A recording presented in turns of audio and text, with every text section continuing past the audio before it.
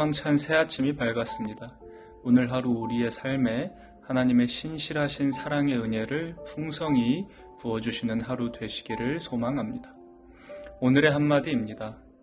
결혼은 두 사람이 서로를 위한 길을 걷는 것이 아니라 하나님께서 함께 걷게 하신 길을 따라 나아가는 것이다. 본회퍼 목사님의 말씀입니다.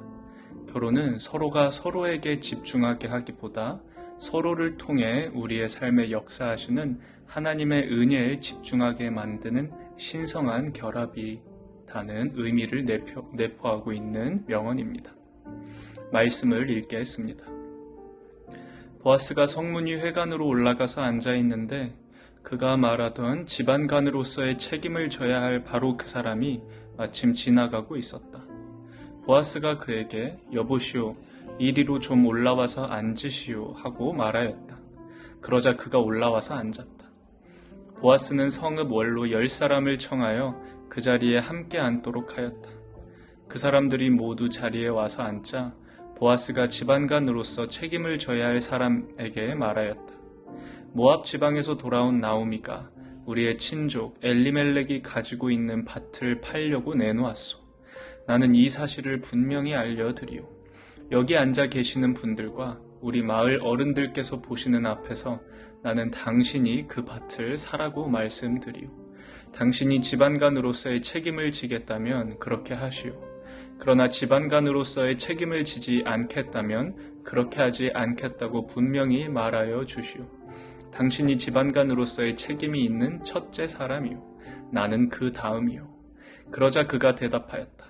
내가 집안간으로서의 책임을 지겠소. 보아스가 다시 말하였다. 그렇다면 나오미의 손에서 그 밭을 사는 날로 고인의 아내인 모압 여인 룻도 아내로 맞아들여야 하오. 그렇게 하여야만 그가 물려받은 그 유산이 고인의 이름으로 남게 될 것이오. 그러자 집안간으로서의 책임이 있는 그 사람이 말하였다. 그런 조건이라면 나는 집안간으로서의 책임을 질 수 없소. 잘못하다가는 내 재산만 축나겠소. 나는 그 책임을 질 수 없으니 당신이 내가 져야 할 집안간으로서의 책임을 지시오. 옛적의 이스라엘에는 유산 매매나 물물 교환과 같은 일을 법적으로 분명히 할 때에는 한쪽 사람이 다른 한쪽 사람에게 자기의 신을 벗어서 주는 관습이 있었다. 이스라엘에서는 이렇게 함으로써 일이 확정된다는 증거를 삼았다. 집안간으로서의 책임이 있는 그 사람이 보아스에게 당신이 사시오 하면서 자기의 신을 벗어 주었다. 그러자 보아스가 원로들과 온 마을 사람들에게 선언하였다.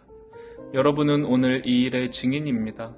나는 엘리멜렉이 가지고 있던 모든 것과 기론과 말론이 가지고 있던 모든 것을 나오미의 손에서 사겠습니다. 나는 말론의 아내인 모압 여인 룻도 아내로 맞아들여서 그 유산이 고인의 이름으로 남아있도록 하겠습니다. 그렇게 하여 고인의 이름이 그의 고향 마을에서도 끊어지지 않고 친족들 사이에서도 끊어지지 않도록 하겠습니다. 여러분은 오늘 이 일의 증인입니다. 그러자 성문 위 회관에 모인 온 마을 사람들과 원로들이 대답하였다. 우리가 증인입니다.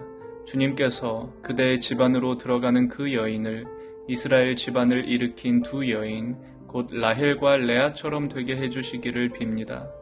에브랏 가문에서 그대가 번성하고 또한 베들레헴에서 이름을 떨치기를 빕니다.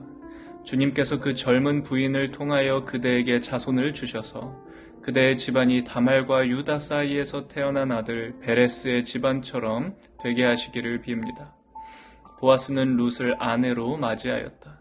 그 여인이 자기 아내가 되자 그는 그 여인과 동침하였다. 주님께서 그 여인을 보살피시니 그가 임신하여 아들을 낳았다. 아멘. 네, 이렇게 드디어 길고 긴 보아스와 룻 간의 서사가 결혼으로 끝이 납니다. 그리고 룻이 보아스의 아들을 갖게 됨으로써 계대 결혼의 어떤 최종 목적이 달성됩니다.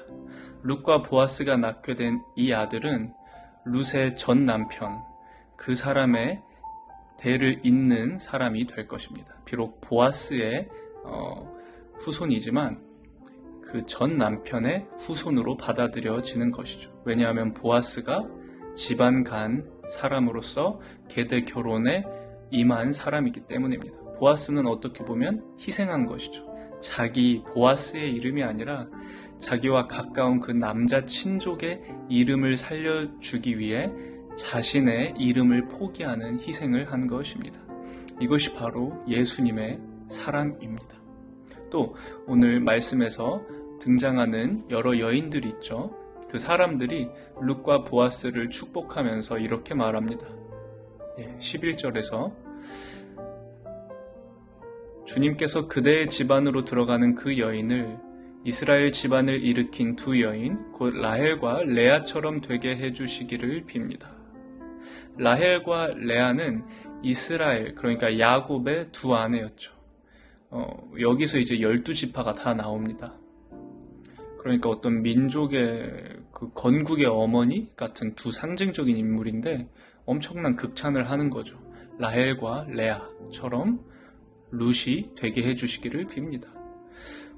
룻은 이방 여인이었는데 1장, 2장에서 어떤 이방 여인으로서의 취약성을 가진 캐릭터였는데 여기서는 건국의 어머니처럼 주님의 이름으로 성읍의 원로들에게 축복을 받는 완전히 뒤바뀐 역전의 주인공이 됩니다. 또 12절에 나오는 다말과 유다 사이에서 태어난 아들 베레스 있죠. 다말은 룻과 상당히 비슷한 인물이에요. 계대 결혼의 수혜자고 또 룻보단 좀 더 복잡하고 좀 더 율법과 얽히고 설켜 있는 캐릭터긴 한데 룻이 좀 더 경건하게 보이는 측면이 있는데 포인트는 다말과 룻 둘 다 이방 여인이었다는 점입니다. 그리고 평범하지 않은 사람들의 시선에 어긋난 것으로 비출 수 있는 결혼을 통해서 아주 중요한 역할을 담당했다는 점에서 상징적인 인물들입니다. 이 베레스라는 이름의 뜻 있잖아요. 다말과 유다 사이에서 태어난 아들, 이게 돌파라는 의미라고 합니다. 그러니까 어떤 상황이 막혔을 때 어떤 평범한 어떤 율법으로는 상상하기 힘든 방법을 통해 돌파시키는 은혜가 있는 것이죠. 그러나 오늘 말씀에서 보이는 보아스와 룻의 일처리, 특히 보아스가 하고 있는 이 섬세한 일처리는 굉장한 율법 준수이기도 합니다. 그래서 보아스가 참 예수님 같은 캐릭터인 게요. 율법을 준수하고 성취하면서 율법을 넘어서는 하나님의 은혜를 보여주기 때문이죠. 우리가 이렇게 성경을 보면 안 돼요. 예를 들어서 베레스가 돌파라고? 그리고 평범한 율법의 준수가 아니라 어떤 특별한 사건을 통해서 임한 하나님의 은혜를 계시했다고? 좋아. 그러면 나도 특별하게 율법을 좀 어겨보겠어. 그러면서 하나님의 은혜를 성취해야지. 이거는 굉장히 이기적인 성서 읽기죠.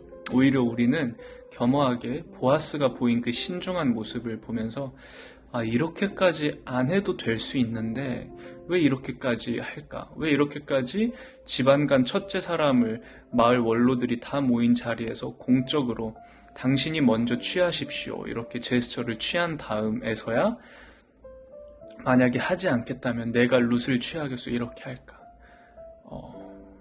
그가 경건하고 신실한 사람이기 때문 아닐까요? 하나님이 주신 율법을 소중히 여기고 그것에 맞게 일처리를 최대한 해야 된다. 이런 어떤 관념이 있었기 때문이 아닐까 싶습니다. 사랑하는 여러분, 오늘 말씀에서 저희는 룻과 보아스가 드디어 결혼을 하는 장면을 봅니다. 결혼은 참 신성하면서도 신비로운 제도입니다. 제가 아직 결혼을 안 해서 잘 모르긴 하지만 제가 배운 바에 의하면 사도 바울은 그 신비가 비밀이 깊고도 깊다고 말했습니다.